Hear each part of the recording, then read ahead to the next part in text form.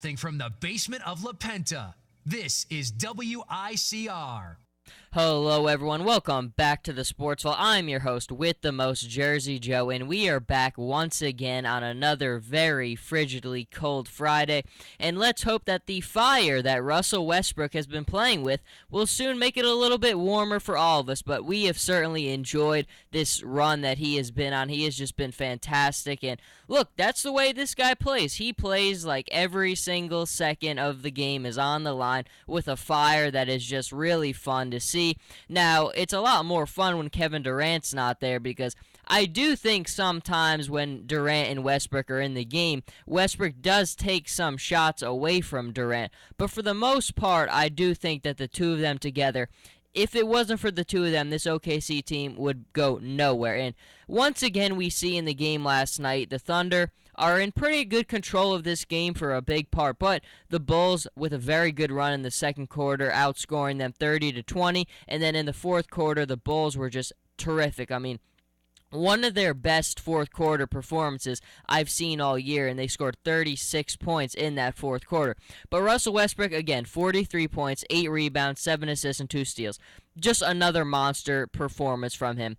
The thing, though, that I've been harping on all year that I keep on saying is the Thunder lack balance and depth. And all you need to do is look at the score at the stat lines last night, and you'll see my point. Now, Serge Ibaka did step up last night, 25 points. Kyle Singler, 3 points. Enes Kanter, 6 points. Russell Westbrook, 43. And Andre Robertson, 2 points.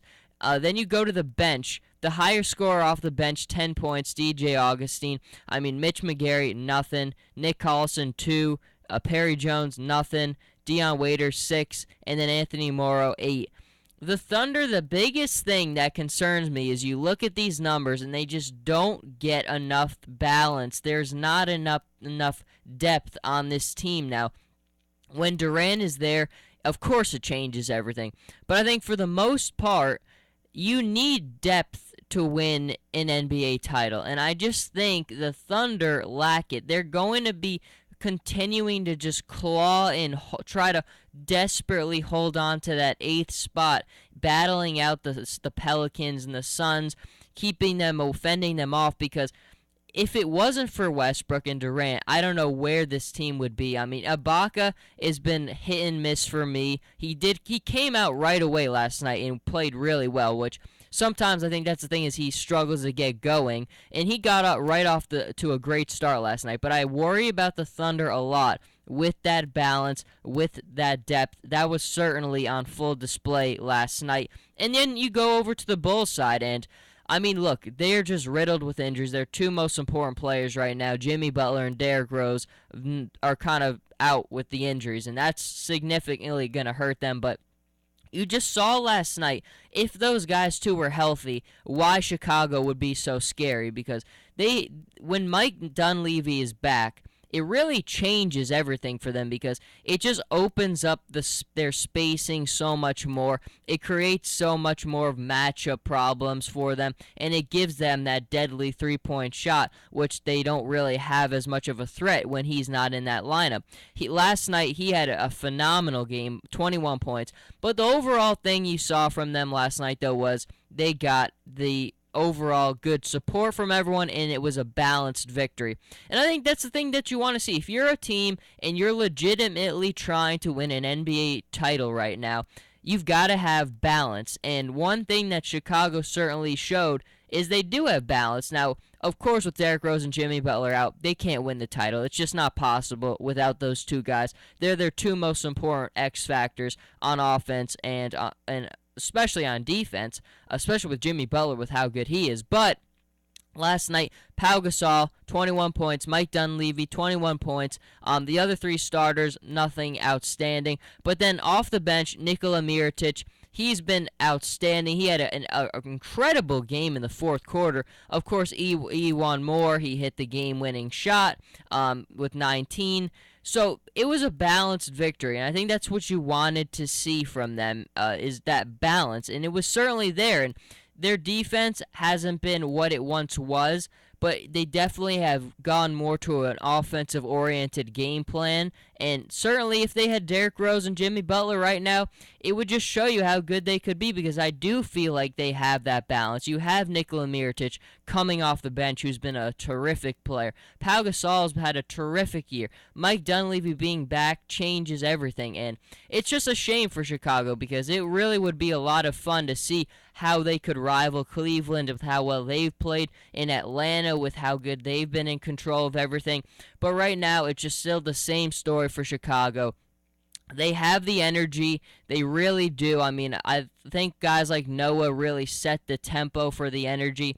But at the end of the day, there's a reason why you have those X factors, and they just lack the two most important ones right now. So for Chicago, it's difficult, and for OKC, it's that balance thing. But in the other game we had last night, a big injury. Wesley Matthews his Achilles is gone, and now he's out for the year. Now, this was just a really, really devastating injury. I mean, Portland, I love watching Portland play. I really like their energy. I mean, they have a good core of young guys. Nicholas Batum, LaMarcus Aldridge, Damian Lillard. I like their head coach, Terry Stotts. But Wesley Matthews is such an important piece of that team. I mean, he is that guy who really just you can't account for on the floor with his shooting. Again, he opens up the offense. He really allows the spacing to happen. He's such a deadly three-point shooter. With him being out, it's a massive loss. In the Western Conference, where every team is just separated by about this razor-thin margin, having a guy like that, missing him the rest of the year, is devastating. We've already seen, I mean, Portland has had a really, really bad luck with injuries this year. I mean, for a long part of the season, Lopez was out. You had LaMarcus Aldridge, who we thought was going to be out with the thumb injury, but he is playing through the pain, and he's still playing very, very well. So Aldridge, here's the tough thing about Aldridge is we know that thumb is giving him problems, and he's going to need surgery on it after the season's over.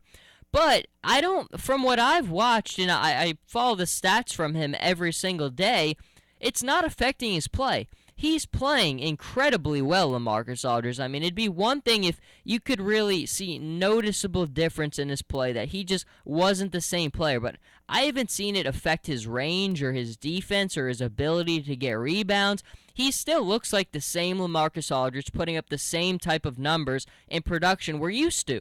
So from that point, I would say you're not as worried, but you've still got to think as he goes more and more and he puts more stress on that thumb, which we know needs surgery, is it going to affect them negatively? I think it will. I love Portland, and I did think that they legitimately had a chance to at least reach the finals, even with how stacked the West is. But without Matthews, I just don't think they can, because he's just such an important piece. You lose a lot of offense with him, and the other thing for him is in big situations, he's made a lot of big shots. I mean, for people who haven't watched Portland a lot this year, just go back to the first round of the playoffs last year against Houston. He hit a lot of big shots. He's a very important piece to this team, and it's an injury that is really going to be pretty significant. It's just, I hate to see it, because I really enjoy watching Matthews. I mean, when Damian Lillard has the ball and he's bringing it up the court, and you have Matthews, you have Nicholas Batum, LaMarcus Aldridge. I mean, these guys just work so well together. Watching them move on the floor, it's a lot of fun, and it's a loss that I definitely was just really heartbroken from, because I enjoy watching Portland. It's a good group, and it's just a shame. But I mean, aside from that, we've got a good night in the NBA. We'll get to that in a minute. But overall, I mean, in the stories, it's just all been last night. It was about Craig Sager, and it was really nice to see him back. I mean, he looks a little bit skinny, which you would expect, but it was nice to see him back. You could just kind of see the outpouring of NBA guys. LeBron put something out there. Chris Bosh put something out there. I think for the most part, almost all big NBA players posted something on social media about him, so it was very nice to see him back. But Russell Westbrook, I was hoping to wear his jersey on the air today. I really thought I was going to have to, because he had just been putting up incredible numbers, coming off the surgery, playing the way he does. I mean, a lot of people have been comparing him to vintage Kobe, and I mean, I guess that's a good comparison. But I mean, Russell Westbrook is a point guard, doesn't really play as much like a point guard, much more scoring-oriented, much more of an aggressive point guard, which works when Durant's not there. And I think sometimes when Durant is there, he's got to kind of scale it back a little bit because it does take, I mean, the one thing that always kind of showed me, and I didn't know if I always bought into that argument about Westbrook takes shots away from Durant and maybe sometimes they don't work that well together, was in the NBA Finals with the OKC Thunder and the Miami Heat. Now, when LeBron was obviously on the Heat, he won his first championship in 2012 against the Thunder. And I believe it was the Heat were up. The series was either 1-1 and Miami was going for their second win or they were going for the third win. And Russell Westbrook had like a 44-point performance at Miami. It was just one of those games where he just really said, get out of my way, give me the ball, and I'm going to do everything. And they lost that game. Now, he had an incredible scoring game. 40 to 44 points showed how good he was offensively. But I think the teammates were neglected in that performance. You could definitely see that there was just a lack of ball movement and there was a lack of continuity and balance because Westbrook was just kind of in that mindset where, get out of my way, I'm attacking here.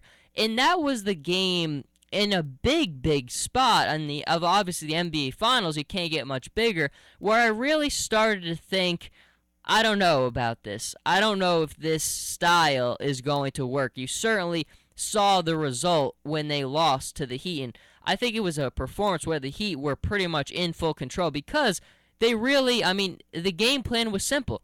Russell Westbrook's the guy who's getting the ball, not as many opportunities for the other guys, and it just presented a lot of problems. And that was the performance where I thought about it. But right now, Westbrook has been very fun to watch. But that is going to do it for this segment. We will be right back with a little bit talking Peyton Manning and just a little bit of that philosophy in general about taking pay cuts, guys past their prime, maybe not being able to accept a new deal. So we'll get into that in a minute, so stay with us, and we will be right back.